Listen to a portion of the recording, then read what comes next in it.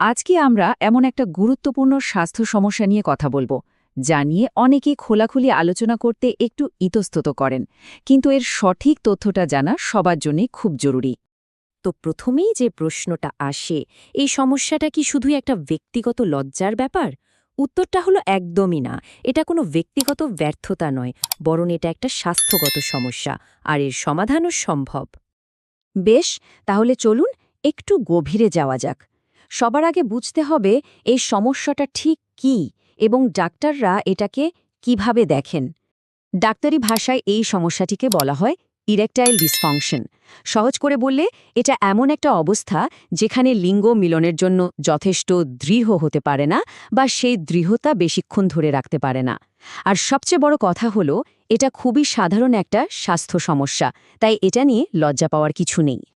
এখন প্রশ্ন হলো, এমনটা হয় কেন?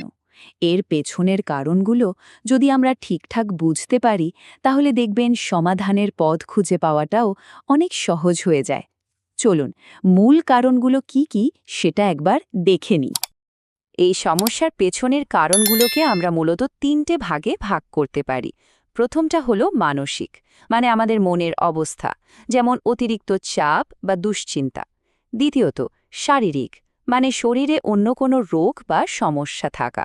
আর সব শেষে আমাদের জীবনযাত্রা বা লাইফস্টাইল। চলুন এবারে একটা একটা করে বিষয়গুলো নিয়ে কথা বলি। প্রথমে আসি মানসিক কারণে। দেখুন, আমাদের মন আর শরীর কিন্তু একে অপরের সাথে খুব গভীরভাবে জুড়ে আছে। তাই কাজের অতিরিক্ত চাপ, কোনো কিছু নিয়ে খুব বেশি দুশ্চিন্তা করা বা সম্পর্কে টানাপোড়েন, এই সব কিছুই কিন্তু আমাদের শরীরের ওপর সরাসরি প্রভাব ফেলে, যা ইরেকশনের ক্ষেত্রে একটা বড় বাধা হয়ে দাঁড়াতে পারে।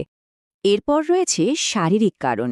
অনেক সময় এই সমস্যাটা কিন্তু অন্য কোনো বড় রোগের প্রাথমিক লক্ষণও হতে পারে।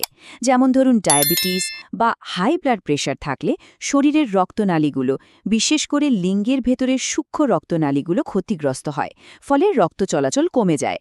এছাড়া হরমোনের ভারসাম্যহীনতাও কিন্তু এর একটা বড় কারণ। আর সবশেষে হলো আমাদের জীবনযাত্রা, মানে আমাদের প্রতিদিনের অভ্যাস। যেমন ধূমপানের অভ্যাস রক্তনালীগুলোকে সংকুচিত করে দেয়, যার ফলে রক্তপ্রবাহ কমে যায়। ঠিক তেমনি ঠিকমতো না ঘুমানো, অস্বাস্থ্যকর খাবার-দাবার খাওয়া আর ব্যায়াম না করা, এ সব কিছুই শরীরের ওপর খারাপ প্রভাব ফেলে এবং এই সমস্যার ঝুঁকি অনেক বাড়িয়ে দেয়।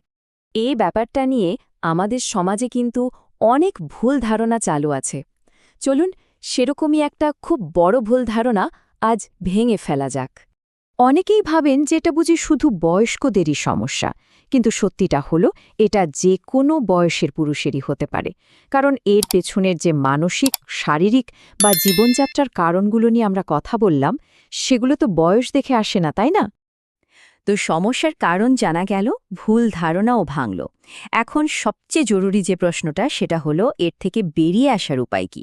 আসুন এবার সমাধানের পথগুলো নিয়ে কথা বলা যাক। এর সমাধানের একটা বিরাট অংশ কিন্তু লুকিয়ে আছে আমাদের জীবনযাত্রার মধ্যে। যেমন স্বাস্থ্যকর খাবার খেলে শরীর ঠিকঠাক পুষ্টি পায়, নিয়মিত ব্যায়াম করলে সারা শরীরে রক্ত চলাচল ভালো হয়, প্রতিদিন ঠিকমতো ঘুমালে মানসিক চাপ কমে, আর ধূমপানের মতো অভ্যাস ছেড়ে দিলে রক্তনালীগুলো আবার সুস্থ হতে শুরু করে। এই ছোট ছোট পরিবর্তনগুলোই কিন্তু অনেক বড় বদল আনতে পারে।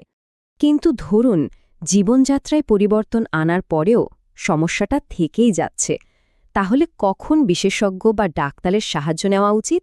এই ব্যাপারটা বোঝা খুব জরুরি। যদি দেখেন সমস্যাটা একবার দুবার নয়, বরং নিয়মিতই হচ্ছে, বা এর জন্য মনে খুব উদ্বেগ কাজ করছে, তাহলে একদমই দেরি না করে একজন ডাক্তারের পরামর্শ নেওয়া উচিত। আর বিশেষ করে যদি আগে থেকেই ডায়াবেটিস বা হার্টের কোনো সমস্যা থেকে থাকে, তাহলে তো এই বিষয়টা কোনোভাবেই অবহেলা করা ঠিক নয়। এই পুরো আলোচনার শেষে একটা কথা আমি চাই সবাই যেন অবশ্যই মনে রাখেন, এটা স্বাস্থ্যের জন্য সবচেয়ে বেশি জরুরি। মনে রাখবেন, বিশেষজ্ঞর পরামর্শ ছাড়া কোনো ধরনের ওষুধ খাওয়া একদমই ঠিক না।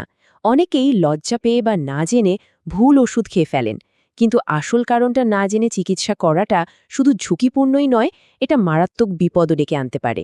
শেষ করার আগে একটাই প্রশ্ন, সঠিক তথ্য আর খোলামেলা আলোচনা কি পারে এই বিষয়টাকে ঘিরে থাকা নীরবতা আর লজ্জার দেয়ালটা ভাঙতে? উত্তরটা কিন্তু আমাদের সবারই জানা।